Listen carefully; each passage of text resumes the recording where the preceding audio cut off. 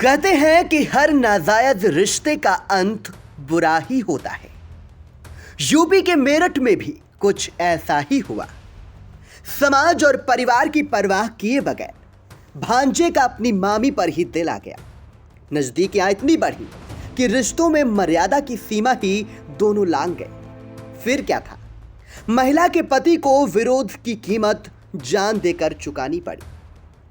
प्रेम संबंधों के बीच रोड़ा बन रहे व्यक्ति को भांजे और मामी ने खौफनाक साजिश रचकर मौत के घाट उतार दिया।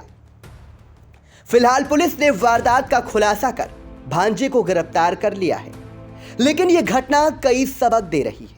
आइए आपको इस पूरे मामले से रूबरू कराते हैं। दरअसल मेरठ के डाहर निवासी संदीप गांव में ही नाई की दुकान करता था। 3 दिन पहले वो दुकान पर काम कर रहा था। उसी दरमियान किसी ने फोन कर उसे बुलाया। इसके बाद वो लापता हो गया। देर शाम तक घर नहीं पहुंचने पर अनहोनी की आशंका जताते हुए थाने में तहरीर दी गई। शनिवार को उसका शव मेरठ करनावल हाईवे के निकट जंगल में पड़ा मिला।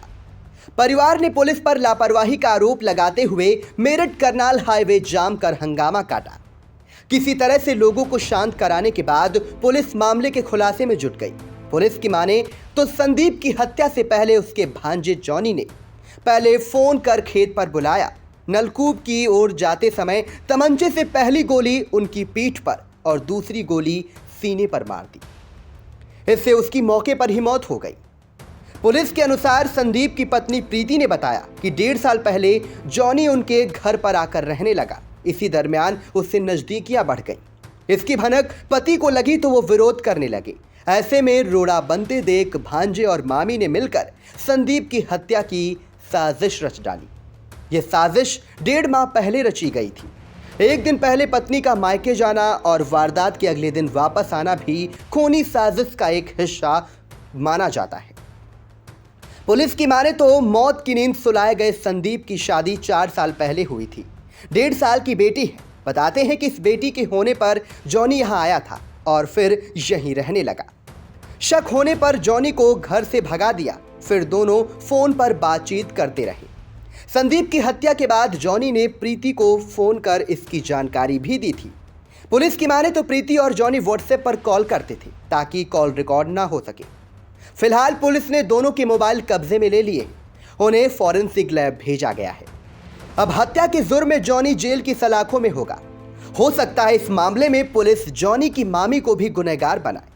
उसके दोस्त की भूमिका को लेकर भी जांच चल रही है। यह घटना इस बात का सबक दे रही है कि ऐसे रिश्तों से दूरी बनाने की जरूरत है।